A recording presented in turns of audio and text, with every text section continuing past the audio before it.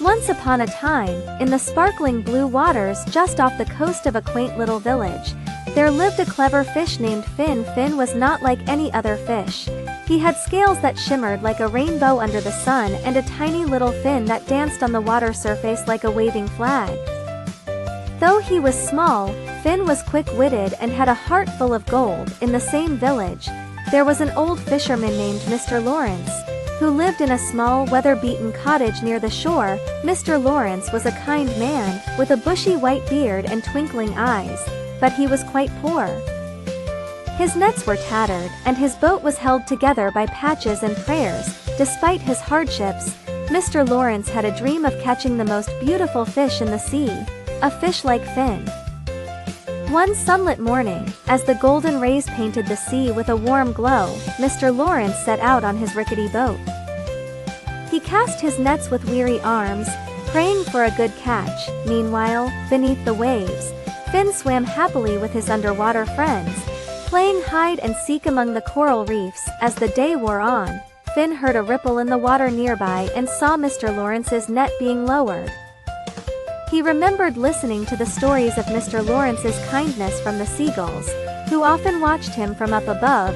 Curious and wishing to help, Finn devised a plan. Finn swam towards the net, flipping and twirling just out of reach to catch Mr. Lawrence's eye.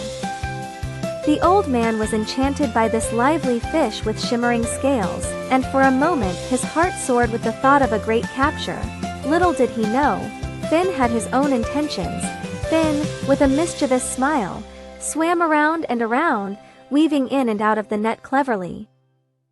Mr. Lawrence watched the fish's playful antics, entranced. Just when it seemed he might catch Finn, the fish darted away, leading a parade of other fish who jumped straight into the net while following Finn's lead. By the end of the day, Mr. Lawrence hauled his net back onto the boat. He was astonished to find it full of fish, the most he had ever caught in years. As he celebrated his unexpected fortune, he noticed Finn swimming alongside the boat, gleaming in the orange sunset. With a grateful heart, Mr. Lawrence waved a thank you to his shimmering friend. Finn wagged his tiny fin in reply before disappearing with a twirl into the deep blue sea.